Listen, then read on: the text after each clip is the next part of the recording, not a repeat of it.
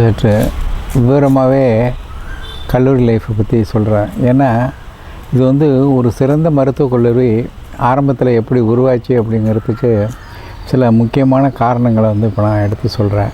இது சொல்கிறதுனால இது ஒரு 60 வருஷத்துக்கு முன்னாடி ஒரு கல்லூரி எப்படி ஒரு தரமான கல்லூரியாக உருவெடுத்துச்சுன்னு, இது ஒரு மோசமான கல்லூரியாகவும் இப்போ இருந்திருக்கலாம், படிக்கிறதுக்கு தகுதியற்ற கல்லூரியாக கூட ஆகிருந்திருக்கலாம். ஆனால் எடுத்துக்காட்டான ஒரு கல்லூரி, அதாவது எக்ஸாம்பிளரி காலேஜ் ஆனதுக்கு அன்றைக்கி இருந்த மாணவர்கள், ஆசிரியர்கள், பப்ளிக்கு, பாலிட்டிஷியன்ஸு எல்லோரும் காரணம்.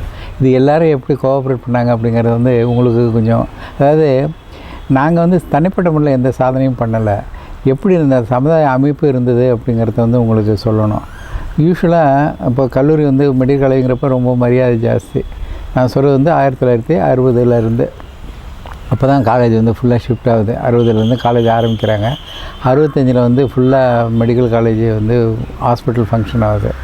அப்போ வந்து யூஸ்வலாக காலேஜுக்கு ஸ்டூடெண்ட்ஸு வந்து பெரிய மாதம் ஒரு 500-600 பேர் வந்து ஒரே இடத்துல தங்கி ஹாஸ்டலில் படிக்கிறாங்க. ஸ்டேட்டில் வெவ்வேறு, மெட்ராஸில் ஆரம்பித்து தமிழ்நாடு முழுக்க படிக்கிறாங்க. மலேசியன் ஸ்டூடெண்ட்ஸு, சிங்கப்பூர் ஸ்டூடெண்ட்ஸுக்கு கோட்டா உண்டு, அவங்களும் படிக்கிறாங்க. ஆனால் இவங்க எல்லோரும் எப்படி டிசிப்ளினாக கொண்டு வந்தாங்க அப்படிங்கிறதுக்கு முக்கியமான காரணம் வந்து students were willing to be disciplined. அதாவது தாங்கள் படிக்க வந்திருக்கோம், தாங்கள் வந்து மனசார படிக்கணும் அப்படிங்கிறத வந்து அவங்க வந்து உணர்ந்தாங்க. இப்போ உள்ள மாதிரி பிரில்லியன்ட் ஸ்டூடெண்ட்ஸ்னு சொல்ல முடியாது.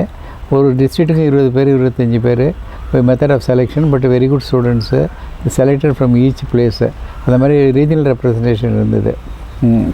ரெண்டாவது செலெக்ஷன் கமிட்டி இருந்தது. செலக்ட் ஆகி தான் வந்தாங்க, நல்லா மார்க் வாங்கினவங்க, குவாலிஃபைங் மார்க்ஸு.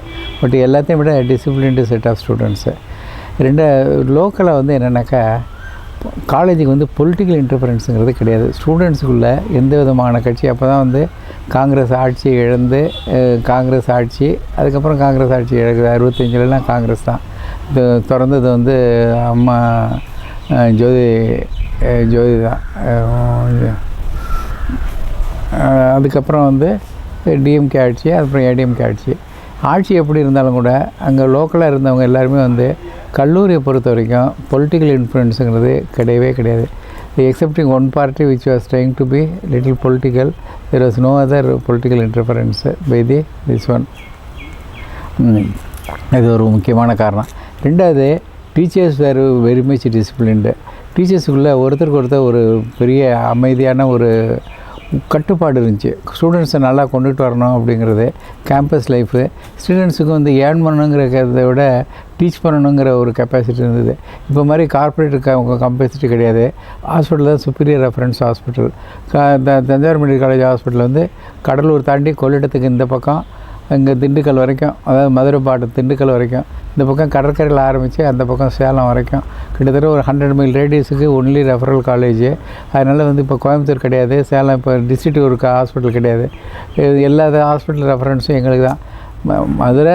மதுரை சவுத்துக்கு தஞ்சாவூர் வந்து மிடில், அதுக்கப்புறம் ஜிப்மர் வந்து சென்டரில் இருந்தது. ஜிப்மர் வந்து அந்தளவுக்கு என்ன அதர் ஸ்டேட்டு காலேஜ் மாதிரி போய்ட்டுது. அப்புறம் மெட்ராஸ் தான். அதனால் வந்து டிசிப்ளின்டாக இருந்தது. அது டீச்சர்ஸ்ட்டு ஒரு ஒத்துழைப்பு இருந்தது. கல்லூரி முன்னேறணுங்கிறதுல எல்லாருக்குமே ஒரு ஈடுபாடு இருந்தது. இது வந்து ரெண்டாவது முக்கியமான காரணம். இதாக பாலிட்டிஷியன்ஸ் வந்து அப்போ குறிப்பிட்டாலும் சொல்ல, பாலிட்டிஷியன்ஸ் வந்து எல்லாருமே இங்கே இப்போ லோக்கல் பாலிட்டிஷியன்ஸ் எல்லாருமே வந்து எம்எல்ஏஸ் லெவலுக்கு எங்களுக்கு வந்து எல்லாருமே பேஷண்ட்ஸு. ஏதாவது பிரச்சனைனா எங்கள்கிட்ட நேரடியாக இந்த மாதிரி இருக்குது சார் அப்படின்னு சொல்லுவாங்க. மினிஸ்டர்ஸ் லெவலில் பார்த்தாக்கா எங்களுக்கு தெரிஞ்சவங்களாக தான் இருப்பாங்க, ரிலேட்டிவ்ஸாக இருப்பாங்க. காலேஜில் ஒன்றுன்னா தம்பிகிட்ட போய் சொல்லு, தம்பியை கேளு அப்படிம்பாங்க. இல்லாட்டினா தம்பிகிட்ட போய் கேட்டுரு அப்படின்பாங்க. இல்லாட்டினா இன்னொரு பேருக்கு வேண்டியவங்களாக இருப்பாங்க. அதனால் எங்களை கேட்காம எங்களை மீறி வந்து எந்த விதமான சிபாரிசுகள் வந்து எழுப்படாது. நாங்கள் வந்து எந்த விதமான அன்வான்ட் இதுகளுக்கும் என்கரேஜ் பண்ணதில்லை. இன்ஃபேக்ட் காலேஜ் ஸ்டூடெண்ட்ஸ் வந்து எந்த விதமான பாலிடிக்ஸ்லையும் ஜாயின் பண்ணதில்லை. இது வந்து ஒரு முக்கியமான பாயிண்ட்டு. ஸோ ஸ்டூடெண்ட்ஸ் டிசிப்ளினாக இருந்தாங்க. Teachers were willing to teach. Politicians kept எவே from the institution. இது 3 தான் வந்து முக்கியமான காரணம். ஏன் இதுனாக்கா இப்போ வந்து இது எல்லாமே மாறிப்போச்சு. Students want to be in politics. Teachers வந்து அந்த அளவுக்கு டிசிப்ளின்டாக போனாக்கா ஏதோ தப்புங்கிறது மாதிரியும், இந்த பர்சன்டேஜ் பாஸ் பண்ணணுங்கிறது மாதிரிலாம் கொண்டு வர்றாங்க. அதே மாதிரி வந்து பாலிட்டிக்கெல்லாம் தனக்கு வந்து கூட்டம் வேணுங்கிறதுக்காக ஸ்டூடெண்ட்ஸ்கிட்ட வர்றாங்க. ஸ்டூடெண்ட்ஸை வந்து பாலிட்டிக்ஸில் ஈடுபடுத்து பாலிட்டிக்ஸ் பற்றி தெரியணுமே தவிர பாலிட்டிக்ஸில் ஈடுபடுத்துறது வந்து எந்த அளவுக்கு சரி அப்படிங்கிறது எனக்கு தெரியல. நான் வந்து எங்கள் காலத்து நிலைமை சொல்கிறேன், நீங்கள் செய்கிறது ரைட்டு தப்புன்னு சொல்கிற அளவுக்கு நான் புத்திசாலி இல்லை. ஆனால் நான் என்ன சொல்கிறேன், கடைசியில் என்னாச்சு அப்படின்னாக்கா, ஒரு காலத்தில் டிட்டோரியேஷனாக வந்தப்போ நான் வந்து அண்ணாமலை யூனிவர்சிட்டி போயிட்டு என்ன அங்கே இருந்த பிரின்ஸிபல், வைஸ் சான்சலர் எல்லாருமே என்னோடய சூப்பரண்ட் எல்லாருமே தஞ்சாவூர் ஸ்டூடெண்ட்ஸு. அப்போ நான் சொல்லிட்டு வந்தேன், நாங்கள் டிசிப்ளினாக இருந்த மாதிரி ஏன் உங்களால் இருக்க முடியலன்னு. இல்லை சார், எங்களால் மேனேஜ்மெண்ட் இது வந்து ரொம்ப ரிலாக்ஸ்டாக இருக்க சொல்கிறாங்கன்னு. இப்போ பாருங்கள், செலக்ட் பண்ணுறது நீங்கள், எக்ஸாம் சிலபஸ் கொடுக்குறது நீங்கள், எக்ஸாம் நடத்துகிறது நீங்கள். ஸ்ட்ரிக்டாக இருக்க வேண்டியதானே. ஸ்ட்ரிக்டாக இருந்து ஸ்டூடெண்ட்ஸை படித்தா தான் பாஸ் கொடுப்போம் அப்படிங்கிற மாதிரி ஒரு நிலமை இருந்தால் என்ன, ஒழுங்காக டீச் பண்ணால் என்ன. நீங்கள் எப்போ அவுட் சைடு ஃபோர்ஸுக்கெல்லாம் இன்ஃப்ளூயன்ஸுக்கு ஈல்டு பண்ணுறீங்களோ சீக்கிரம் காலேஜோட பேர் கெட்டு போய்டும் அப்படின்னு சொன்னேன். எதுக்கு சொல்ல வரேன் அப்படின்னாக்கா, இன்ஸ்டிடியூஷன்ஸ் வந்து shall be managed by teachers, shall be supported by students, shall be supported by politicians. இந்த ஒரு சிஸ்டம் இருந்தால் தான் உங்களால் சிஸ்டம் நல்லா கொண்டு வர முடியும். அதிர்ஷ்டவசமாக தஞ்சாவூர் மருத்துவக் கல்லூரிக்கு இந்த 3 ஒத்துமையும் இருந்தது.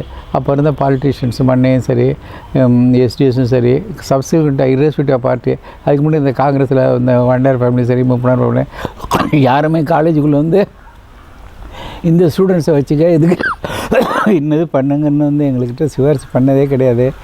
காலேஜை வந்து பொலிட்டிக்கல் இன்ஃப்ளூயன்ஸுக்காக வந்து கூப்பிட்டதே கிடையாது. In fact they kept away from politics, they listen to our advice. Teachers are willing to be disciplined, willing to be united, and they taught the students. Students are willing to be disciplined. அது மாதிரி ஒத்துமையாக எல்லா செக்மெண்ட்டும், students, staff, public, politics.